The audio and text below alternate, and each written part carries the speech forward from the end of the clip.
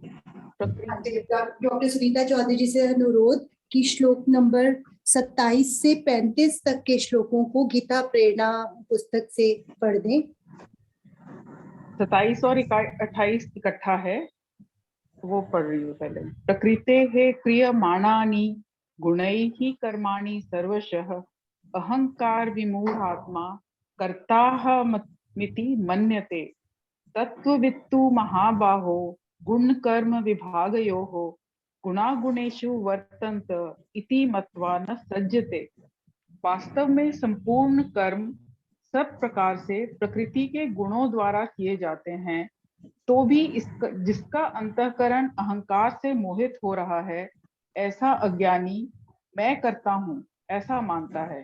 परंतु हे महाबाहो, गुण विभाग और कर्म विभाग के तत्व को जानने वाला ज्ञान योगी संपूर्ण गुण ही गुण में बरत रहे हैं, ऐसा समझकर उनमें आसक्त नहीं होता। ज्ञानी पुरुष अज्ञानी जनों को भ्रमित ना करे। यह पढ़कर मन में इतना सा प्रश्न तो उठने ही लगता है कि ज्ञानी तथा अज्ञानी की स्थिति क्या है, स्थिति क्या, इनमें भेद क्या। प्रश्न उठे और मन में ही रह जाए, उसका समाधान ना मिले, यह स्थिति गीता को मान्य नहीं है। प्रत्येक संभावित प्रश्न का उत्तर गीता प्रेरणाओं में रमा हुआ है।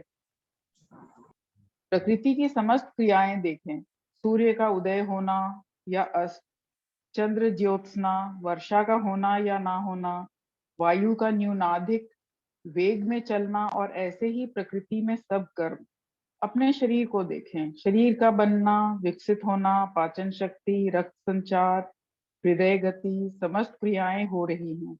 कोई सोचे मैं कह रहा हूं, बस यही अज्ञानी की स्थिति। कोई सोचे मैं कह रहा हूं, बस यही अज्ञानी की स्थिति है।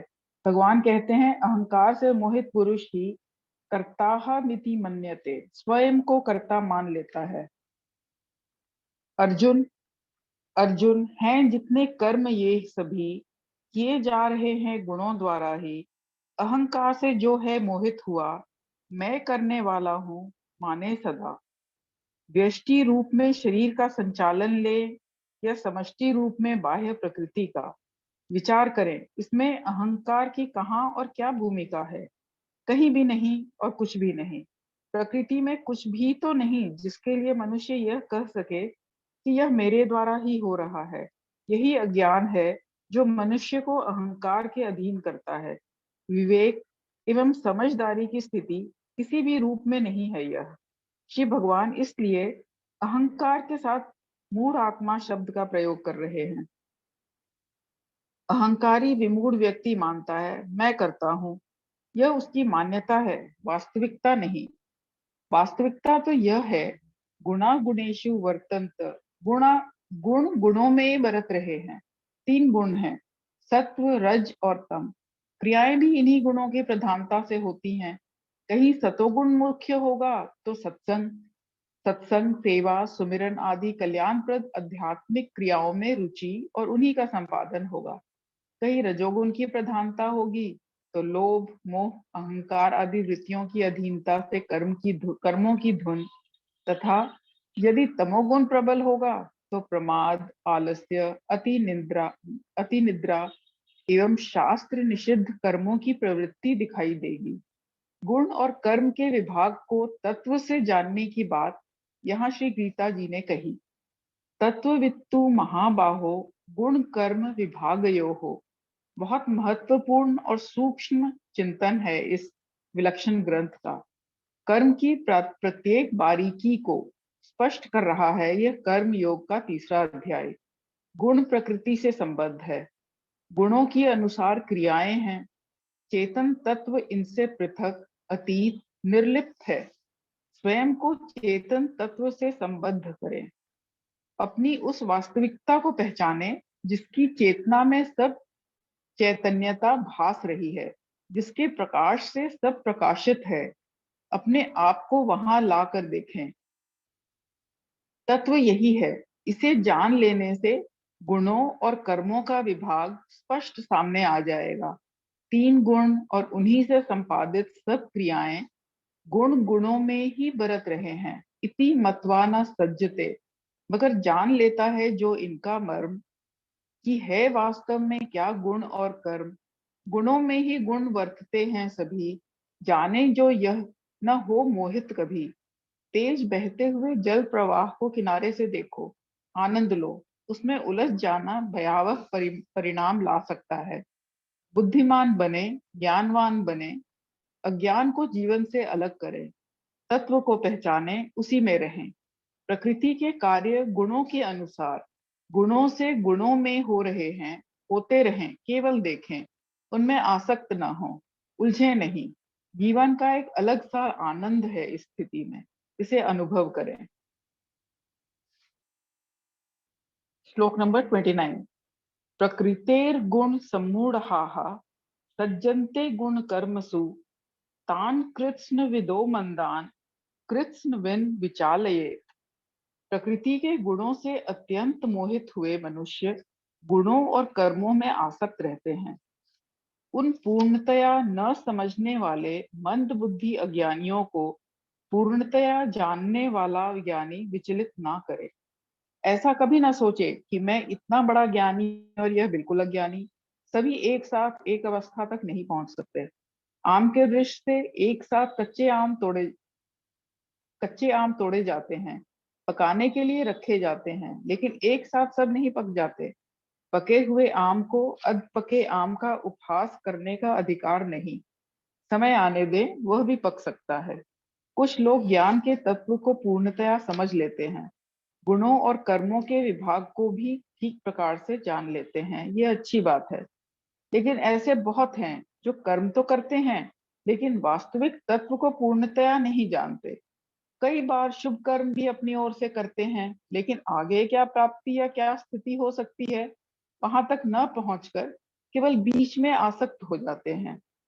या तो कर्म के पीछे जो गुण हैं उन तक, या उनके कार्य रूप स्थितियों तक, या फिर कर्म में कहीं अहम या फलासक्ति रखकर वहीं तक सिमटे रह जाते हैं।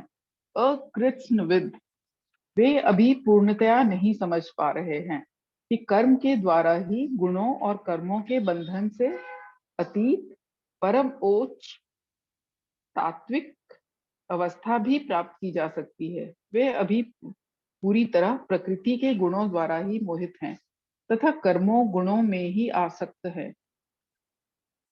श्री भगवान यहाँ उदारता दिखा रहे हैं। उन्हें विचलित ना करो। कोई अच्छा काम कर रहा है, भले ही सकाम भाव से, क्योंकि वह पूरा पका नहीं, अधपका है, अभी उसे वैसा ही करने दो। विचलित करने से हो सकता है वह उतना भी छोड़ बैठे। करते करते कदाचित कभी उसकी चेतना जाग जाए, जाग सकती है, और वह स्वयं ही उस दिव्यता की ओर खींच सकता है जहां तात्विक स्थिति का पूर्ण ज्ञान है या ज्ञान का तत्व स्पष्ट प्रकट है। इसकी प्रतीक्षा करनी चाहिए, धैर्य पूर्वक, विश्वास पूर्वक। बहुत से लोग आप देखेंगे, कोई यज्ञ, दान, अनुष्ठान किसी लौकिक कामना के लिए कर रहे हैं। उन्हें बहुत उपदेश आदि यदि देंगे कि इसमें कुछ नहीं रखा, ऐसा करने से भी कर्म बंधन बना रहेगा, सकाम भाव पूरा हो गया तो भी कुछ विशेष लाभ होने वाला नहीं, कल्याण से तो तब भी वंचित ही रहोगे, आदि बातें कहने से होगा क्या। अध्यात्म तत्व का ज्ञान और आनंद तो अभी उनके पास है नहीं। जो और जितना कर रहे हैं वहां से भी मन हटा दिया गया, उसे छोड़ दिया, न इधर के रहे न उधर के। इसलिए गीता उपदेष्टा सचेत कर रहे हैं, मोहित गुणों से जो ही मोहित गुणों से ही जो हैं हुए, वे आसक्त कर्मों गुणों में रहें। है मूर्ख नहीं ठीक उनकी समझ, न विचलित करे उनको ज्ञानी पुरुष। विचलित ना किया जाए, यह उचित है, लेकिन यह तो उचित नहीं कि मनुष्य इसी फलाशक्ति गुणाशक्ति में ही उलझा रह जाए। कभी तो चेतेगा ही कि शुभ कर्म भी करता हूँ, लगा भी रहता हूँ, लेकिन हूँ वहीं का वहीं। शुभ कर्म करते करते कुछ प्रभाव तो भीतर जीव पर होता ही है, जो कभी न कभी सोचने विचारने एवं उत्थान के मार्ग की ओर अग्रसर होने हेतु प्रेरित करता है। जब ऐसा हो तो कौन सा भाव उद्धार का आधार बन सकता है, अथवा कर्म करते हुए कर्म बंधन से मुक्त होने का भगवान श्री कृष्ण सीधा स्पष्ट प्रेरणात्मक इशारा दे रहे हैं। श्लोक नंबर 30। मयि सर्वाणि कर्माणि सन्न्यस्याध्यात्म चेतसा निराशीर्निर्ममो भूत्वा युध्यस्व विगत ज्वरः। मुझ अंतर्यामी परमात्मा में लगे हुए चित्त द्वारा संपूर्ण कर्मों को मुझ में अर्पण करके आशा रहित, ममता रहित और संताप रहित होकर युद्ध कर। अर्जुन ने इस कर्म योग के तीसरे अध्याय के दूसरे श्लोक में भगवान श्री कृष्ण से सीधे सीधे कहा था, मुझे मोहित ना करो कृष्ण, दुविधा में ना रखो मुझे, सीधी स्पष्ट बात बताओ, मुझे करना क्या है। अध्याय में अनेक युक्तियां, तर्क, कर्म प्रेरणाएं देने के पश्चात अब सीधा निर्णय दिया जा रहा है अर्जुन को। युद्ध तो करना ही है, वह इस समय का निश्चित कर्तव्य है, लेकिन यह कला सीख ले।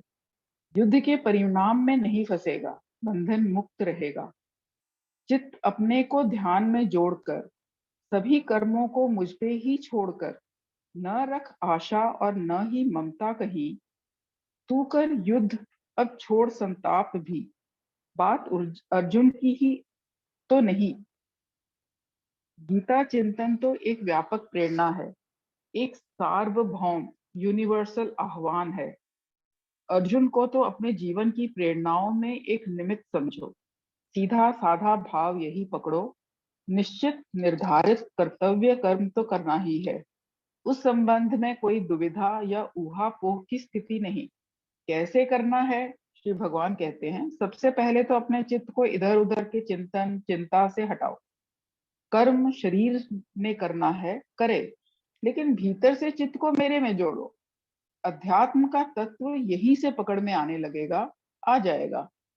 चित्त जब संसार में जुड़ता है, तब ही अहम, ममता, आशाएं और इनके परिणाम स्वरूप संताप जीवन में आता है। सब रोगों की मुख्य दवा यही है, चेतसा नान्य गामिना, चित्त कहीं इधर उधर ना जाए, अध्यात्म चेतसा अध्यात्म भाव में रहे। अध्यात्म तत्वतः परमात्मा का ही स्वरूप है। परमात्मा से जुड़ेंगे तो अहम नहीं, स्वाभाविक समर्पण जो होगा, मयि सर्वाणि कर्माणि सन्न्यस्य भगवत अर्पण भाव से होगा। चित्त जब परमात्मा से जुड़ ही गया तो संसार से आसक्ति का स्थान ही कहाँ। परमात्मा से चित्त जुड़ते ही स्वाभाविक शांति, सहज सा आनंद, फिर भला संसार की आशाएं होंगी ही कैसे। आशा तो संसार से सुख के भ्रम में होती है, यही आशा निराशा का कारण बनती है। संसार के संबंध से अहम जन्म लेता है, फिर आसक्ति के रूप में इसका विस्तार होता है। जहां आसक्ति, फिर उसे पाने और अपने पास बने रहने की इच्छा साथ साथ हो लेती है। जब आशा पूरी नहीं होती तब भी, और पूरी होने के पश्चात अनुकूलता नहीं होती तब भी चित्त संताप की स्थिति में रहने लगता है। कर्म या तो उस स्थिति में होता नहीं, या फिर निराशा, हताशा, संताप की अधीनता में कर्म करते हुए भी परिणाम ढाक के तीन पाप। गीता की यह महत्वपूर्ण प्रेरणा है, इसे बहुत सावधानी पूर्वक स्वीकारो। अभी निश्चय कर लो, चित्त तो परमात्मा में ही जोड़ना है। भगवान श्री कृष्ण सच में बहुत वात्सल्यमय हैं। वे हर रूप में जीव मात्र पर अपना वात्सल्य स्नेह उंडेल देना चाहते हैं। उनकी बात मानकर जीवन जीने में ही लाभ है। इस लाभ का भी स्वयं श्री भगवान ही चित्रण कर रहे हैं। श्लोक नंबर 31। ये मे मतमिदं नित्य मनुतिष्ठन्ति मानवाः श्रद्धावन्तो न सूयन्तो मुच्यन्ते ते अपि कर्मभिः। जो कोई मनुष्य दोष दृष्टि से रहित और श्रद्धा युक्त होकर मेरे इस मत का अनुसरण करते हैं, वे भी संपूर्ण कर्मों से छूट जाते हैं। श्लोक में निहित प्रेरणाओं को ध्यान से देखें, समझें। भगवान का मत सबके लिए कल्याणप्रद है, ऐसा विश्वास रखना चाहिए। सब कुछ भगवान से ही है, भगवान में है, भगवान का है। भगवान परम उदार हैं, भगवान सबके परम हितैषी हैं। किसी के प्रति पक्षपात का कोई प्रश्न नहीं वहां। इसलिए यह मानना उचित ही है कि उनका मत सबके हितार्थ ही है। लेकिन हित होगा कैसे? केवल मान लेने से नहीं, उसका अनुष्ठान करने अथवा अनुसरण करने से, उस मत के अनुसार चलने से। व्यवहार पक्ष गीता प्रेरणाओं का अनूठा गौरव है। कथनी को करनी में बदलने की आवश्यकता पर भगवान गीता में बार बार आग्रह करते हैं। आज की प्रबल आवश्यकता भी यही है। सत्संग बहुत अच्छा है, अमुक ग्रंथ बहुत अच्छा है, यह बात बहुत अच्छी कही गई, मात्र यही पर्याप्त नहीं है। पूर्ण अच्छाई तो इसमें है कि उसके अनुसार हमारा जीवन अच्छा बन जाए। ऐसा तभी होगा जब हम उसका अनुसरण जीवन में करेंगे। श्रद्धावंतो अनुसरण हो, वह भी श्रद्धा पूर्वक। सीधी स्पष्ट बात यह भी है कि बिना श्रद्धा के अनुसरण हो भी नहीं पाएगा। श्रद्धा है तभी उस पथ पर चलने या उसके अनुसार आगे बढ़ने का निश्चय किया जा सकता है। मन में भगवान के प्रति श्रद्धा नहीं, जो वे कह रहे हैं उसके प्रति तनिक भी भाव भीतर नहीं, तो उसके अनुसार चलने की बात ही कहाँ रह जाती है। खोट या कमी तनिक भी कन्हैया को पसंद नहीं है। पूर्ण अवतार है, पूरा ही भाव इसे स्वीकार है। इसलिए श्रद्धावंतों के साथ अनसुयंतो शब्द का प्रयोग करने में देर नहीं लगाते। श्रद्धा तभी पूरी होगी जब दोष दृष्टि ना हो। प्रकाश में अंधकार का कोई काम नहीं, संभव भी नहीं। प्रकाश और अंधकार कभी भी एक साथ नहीं रहे, न रह सकते हैं। जहां दोष दृष्टि है वहां श्रद्धा का अभाव अवश्य होगा। दोष दृष्टि श्रद्धा कम करती है और धीरे धीरे समाप्त। श्रद्धा ही ना रही तो उस पथ का अनुसरण करने का भाव ही कहाँ होगा। इसलिए गीता के प्रत्येक शब्द में छिपे भाव को समझें। गीता प्रेरणाओं के साथ गीता प्रेरणाओं के साथ साथ रहें, साथ साथ ही जीवन की यात्रा को आगे बढ़ाएं।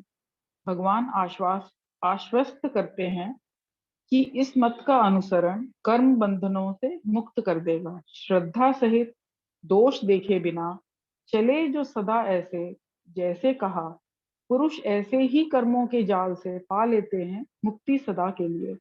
लेकिन जो ऐसा निश्चय कर ले कि मुझे भगवान का मत नहीं मानना, अपने अनुसार ही चलना है, जीना है, उसकी स्थिति चेतावनी का स्वर परम उदार, परम हितकारी श्री भगवान की वाणी से। श्लोक नंबर 32।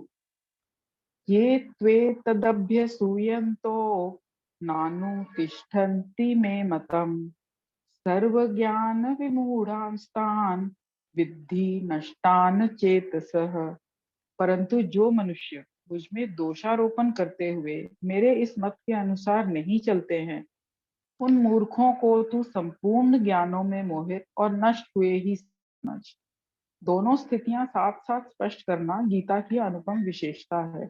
अच्छाई और सच्चाई के मार्ग पर चलने का यह लाभ और न चलने से यह हानि। दोनों स्थितियां सामने होने से उचित चुनाव करने में स्वाभाविक ही सहायता मिलती है। बात सर्वथा स्पष्ट है। कोई समझ पाए या ना समझ पाए, यह उसकी अपनी बौद्धिक क्षमता है। दोष दृष्टि निस्संदेह हानिकारक है। दोष दृष्टि भी भगवान पर। बात तो अत्यंत आश्चर्यजनक है, लेकिन संसार में सब तरह के लोग मिलेंगे। कौन भगवान, कैसा भगवान? अर्जुन के रथ का सारथी, माखन चुराने वाला, गायें चराने वाला भगवान कैसे हो सकता है? उसी के मत का अनुसरण हम क्यों करें? वह तो स्वयं अपने अहम की बात करता दिखता है। कर्म मेरे अर्पण कर, मेरे में मन लगा, ऐसे कहने का अधिकार उसके पास कैसे? आदि आदि अनेक प्रकार से अभिमानग्रस्त शब्द, अपने में अनेकानेक वृत्तियों से दोष भरे हैं। उधर ना देखकर भगवान तक में दोषारोपण। सत्य तो सत्य ही रहेगा, सत्य पर तो तनिक भी आंच आने वाली है नहीं। सत्य यही है, कृष्णस्तु भगवान स्वयं। श्री कृष्ण केवल माखन चुरैया, गाय चरैया, रास रचैया, ब्रज रसैया ही नहीं, वे भूतात्मा हैं। वे विराट परमात्मा हैं। विदु भक्षण लीला में मैया को दिखा चुके हैं। गीता उपदेश के क्रम में अर्जुन को अपना विराट रूप दर्शन उन्होंने करवाया ही है।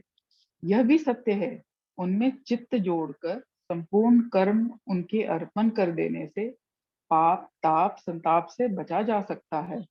कर्म बंधन से मुक्ति का यही साधन है, यही सार्वभौम सिद्धांत भगवान का मत है। फिर भी कोई ना माने तो श्री भगवान चेताने के लिए कहेंगे ही। वो मूर्ख है जो दोष दृष्टि करें, नियम के मुताबिक कभी ना चलें। अर्जुन, व्यर्थ उनका है सारा ज्ञान, बुद्धि रहित ऐसों को नष्ट जान। मनुष्य जीवन मिला, सन्मार्ग पर चलने की प्रेरणा मिली। जीवन का यथार्थ लाभ महत्व तत्व समझने समझाने का ज्ञान मिला, लेकिन वाह रे दुर्भाग्य, अहम बुद्धि आड़े आ गई। दोष दृष्टि ही करते रह गए। स्वाभाविक पतन का मार्ग अभिमान गिराता है, भाव उठाता है। संशय दोष दृष्टि गिराती है, श्रद्धा उठाती है। सांसारिक विषयों में ही मोहित चित्त वास्तविकता की ओर से सदैव सुप्त चेतना मानो बेहोशी मदहोशी अचेत सी अवस्था। न लोक में शांति और विषयों में ही रचे पचे रहने के कारण मरने के बाद फिर से निम्न योनियां। सोचो चेतो, क्या पाया अनमोल देह दुर्लभ मनुष्य शरीर पाकर भी जीवन देने वाले भगवान को भी मूढ़ चेतसः नष्टान आदि कठोर शब्दों का प्रयोग करना पड़ा। ऐसे श्लोक को पढ़कर तो निस्संदेह अविलंब तौबा कर लेनी चाहिए, मन माने आचरण से और विनम्र श्रद्धा भाव से निश्चय कर लेना चाहिए भगवान के मंगलमय मत का अनुसरण करने को। श्लोक नंबर 33। सदृशं चेष्टते स्वस्याः प्रकृते प्रकृतेर्ज्ञानवानपि प्रकृतिं यान्ति भूतानि निग्रहः किम करिष्यति। सभी प्राणी प्रकृति को प्राप्त होते हैं, अर्थात अपने स्वभाव के परवश हुए कर्म करते हैं। ज्ञानवान भी अपनी प्रकृति के अनुसार चेष्टा करता है, फिर इसमें किसी का हठ क्या करेगा। कर्मों की प्रतिक्रिया रूप पूर्व के संचित संस्कारों की अभिव्यक्ति है। प्रारब्ध भोग तो होना ही है। भीतर जो संचित संस्कार पहले से हैं, उन्हें तो अपना प्रभाव दिखाना ही है। इसी भाव को स्पष्ट करने हेतु श्री भगवान ने जीव के लिए प्रकृति अर्थात स्वभाव की परवशता यहाँ बताई है। इस स्थिति में गीता ने ज्ञानवान को भी रखा है। वस्तुतः जब तक शरीर है तब तक कहीं ना कहीं प्रारब्ध तो साथ है ही। वह प्रारब्ध भले ही सतोगुणी हो या फिर सहज भाव से परहित या लोक संग्रह के रूप में। वैसे भी ज्ञानी महापुरुष अपनी संपूर्ण भावनाएं ईश्वरोन्मुख कर देते हैं। शरीर की क्रियाएं सहज होती रहती हैं, जिनका उस महापुरुष पर कुछ भी प्रभाव नहीं पड़ता। इसे यूं भी समझ सकते हैं, स्वीकार कर सकते हैं कि ज्ञानवान की प्रकृति में सात्विकता और उसके कार्य रूप परमात्म भाव रमा होता है। इसलिए उस महापुरुष की क्रियाएं स्वाभाविक सत्संग सेवा सुमिरन के रूप में होती रहती हैं। और इसी प्रकार जिनके भीतर रजोगुणी तमोगुणी संस्कार संचित हैं, उनकी क्रियाएं भी उसी प्रकृति के अनुसार स्वाभाविक होती चली जाती हैं। इसमें किसी का हठ काम नहीं आता। प्रत्यक्षतः आप समाज में कई बार देखते हैं कि किसी की सत्संग भजन ध्यान में इतनी रुचि होती है कि बिना इसके रह ही नहीं पाता, और किसी को बार बार हठ आग्रह किया जाता है, समझाया जाता है, दबाव भी बनाया जाता है, लेकिन उधर वह बिल्कुल पग भी नहीं बढ़ाता। अंतर क्यों? बस यही है पूर्व की प्रकृति। बहुत से लोग इस श्लोक को लेकर यह प्रश्न भी करते हैं, जब प्रकृति पर वश है ही नहीं तो संत ग्रंथ और उनके उपदेश किस लिए? जब मनुष्य के हाथ में स्वतंत्र रूप से कुछ भी नहीं, तब उत्थान या कल्याण की प्रेरणाओं का उपयोग ही कहाँ रह जाता है। प्रारब्ध अथवा पूर्व प्रकृति की भूमिका जीवन में निस्संदेह है। उसकी परवशता की बात भी सत्य है, लेकिन तब भी ऐसा नहीं कि उत्थान के लिए इसमें कहीं कोई अवकाश ही नहीं। मनुष्य जीवन उत्थान के लिए संकल्प शक्ति जागृत करके कुछ भी संभव है। यह सोचकर निराश हो जाना, हाथ पर हाथ रखकर बैठ जाना उचित नहीं। प्रारब्ध को जीवन का प्रमाद न बनने दें। ऐसा सोचें कि पिछला कर्म भोग प्रारब्ध के रूप में कट रहा है, आगे तो मुझे स्वयं अपनी अंतर चेतना को जगाना है, ऊंचाई की ओर ले जाना है, स्वयं को पतन में नहीं गिरने देना है। यह विचार, यह भाव दृढ़ता निश्चित, निसंदेह पूर्व प्रकृति से अलग जीवन की एक नई ऊंचाई, नई प्रेरणा का आधार बनेगी। भगीरथ गंगा लाए, सती सावित्री यमराज के चंगुल से अपने पति को वापस लाई।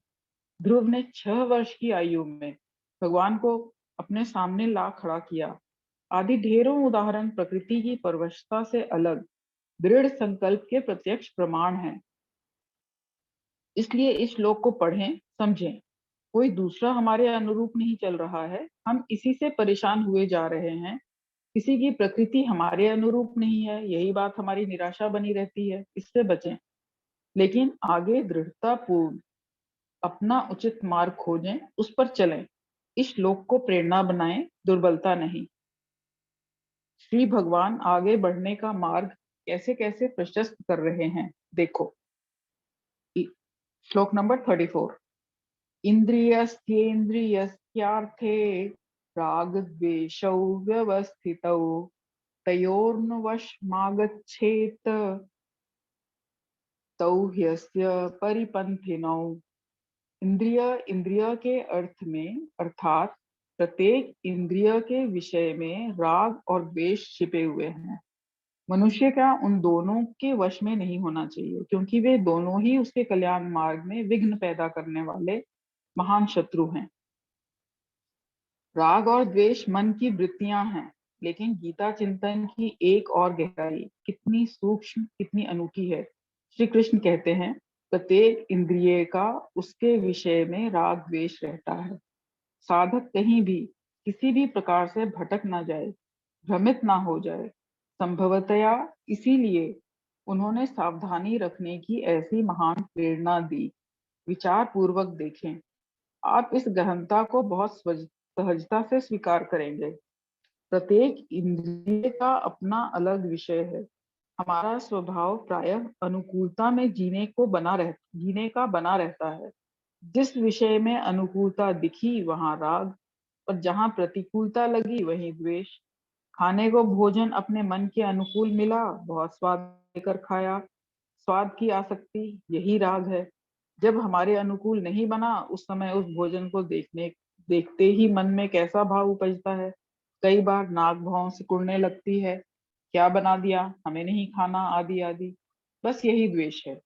एक इंद्रिय की बात है ये, लेकिन राग और द्वेष केवल एक ही इंद्रिय तक सीमित नहीं।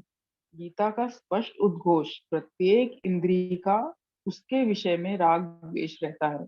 देखने को अनुकूल दिखा तो राग, प्रतिकूल दिखा तो द्वेष। ऐसा ही सुनने, सूंघने, पहनने आदि प्रत्येक विषय में यही स्थिति है। बिल्कुल सीधी व्यवहारिक सी बात है। इन बातों के साथ ही साथ यह विश्वास दृढ़ करते चलो कि गीता हमारे ही जीवन का ग्रंथ है, वह भी प्रत्येक व्यवहार से जुड़ा हुआ। विषय इंद्रियों के हैं जितने भी ये, सदा राग और द्वेष इनमें रहे। वश में ना होना तुम इनके कभी, है कल्याण मार्ग के दुश्मन यही। राग हो या द्वेष, साधक की साधना के दोनों ही शत्रु हैं। अध्यात्म पथिक के लुटेरे हैं ये। साधक की साधन संपदा, आध्यात्मिक संपदा को लूट लेते हैं ये राग और द्वेष। भजन साधन करके साधक कुछ आध्यात्मिक संपदा बटोरता है, लेकिन व्यवहार में इसके अधीन होकर उसे व्यर्थ गंवा देता है। वृत्ति बहिर्मुखी बनी रहती है राग द्वेष के कारण। जिस वृत्ति को ध्यान में एकाग्र होना है, वो इन्हीं में सिमटी रह जाती है। आसक्ति होगी तो और द्वेष होगा, तो भी प्रतिक्रिया रूप में उसके संस्कार अंतःकरण में संचित होंगे ही। यह संस्कार ही तो बाधा है साधना के पथ में। भगवान श्री कृष्ण इसलिए चेताते हैं, तयोर्न वश मा गच्छेत। ऐसा इन राग और द्वेष से बचकर रहना, कहीं भी इनके वश में ना हो जाना। श्लोक नंबर 35। श्रेयान् स्वधर्मो विगुणः परिधर्मात् स्वनुष्ठितात् स्वधर्मे निधनं श्रेयः परधर्मो भयावहः। अच्छी प्रकार आचरण में लाए हुए दूसरों के धर्म से गुण रहित भी अपना धर्म अति उत्तम है। अपने धर्म में तो मरना भी कल्याणकारक है और दूसरों का धर्म भय देने वाला है। धर्म शब्द गीता में अनेक बार प्रयोग हुआ है, लेकिन मजहब के अर्थ में नहीं। धर्म अर्थात अपना कर्तव्य। हम जहाँ हैं वहां अपने कर्तव्य को देखें। वर्ण आश्रम के अनुसार भी और मनुष्य हैं इस रूप में भी। सन्यासी अपने स्थान पर अपने धर्म अर्थात कर्तव्य को देखें। सन्यासी यदि गृहस्थ धर्म के अनुसार चले तो स्थिति अच्छी नहीं, और गृहस्थ आश्रम में रहने वाला यदि अपने कर्तव्य को न देखकर सन्यासी बनकर रहना चाहे तो वो भी अनुचित है। अर्जुन क्षत्रिय है, अभी इस समय उसका कर्तव्य है युद्ध, क्योंकि युद्ध उस समय की एक आवश्यकता बन चुका था।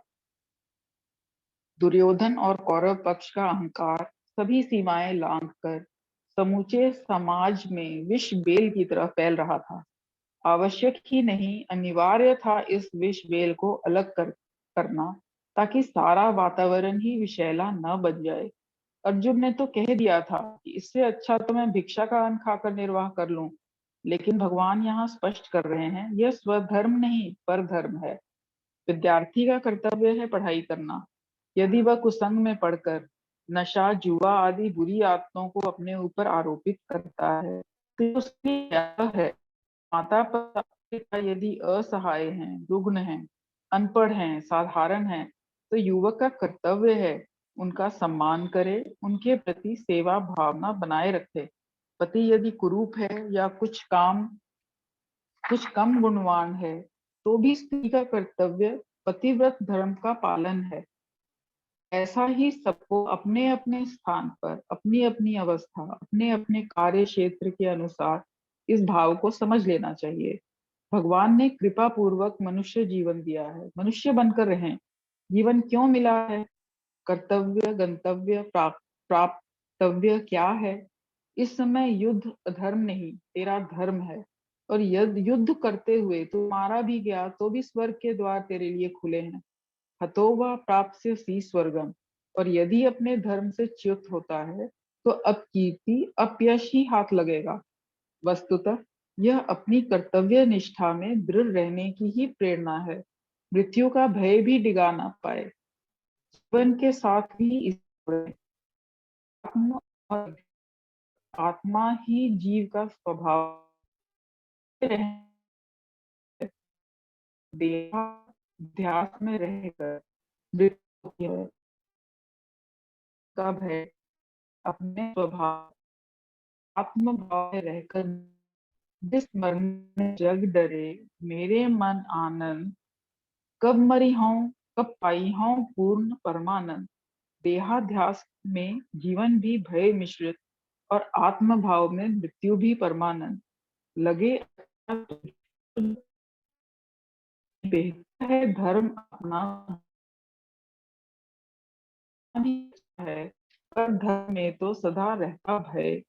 यह तो स्पष्ट हो गया कि मनुष्य को स्वधर्म में ही रहना चाहिए। मानवोचित स्वभाव कर्म ही जीवन का गौरव है। समाज में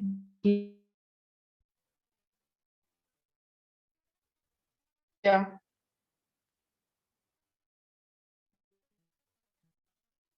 हाँ जी, थैंक यू सुनीता दीदी। बहुत हाँ, अच्छे से आपने सभी श्लोकों की व्याख्या पढ़ी और परमात्मा का इशारा हमें समझना चाहिए कि सर को किसी कारणवश अगर ना भी आना पड़े तो भी हमारे पास दीदी जैसे या और लोग हैं जो हमें कहीं ना कहीं हमारे टाइम का सदुपयोग हो पाता है और हम गीता से जुड़े रहते हैं। आप सभी का आज के सेशन में शामिल होने के लिए बहुत बहुत धन्यवाद। कल मिलेंगे अगले सेशन में राणा सर के साथ।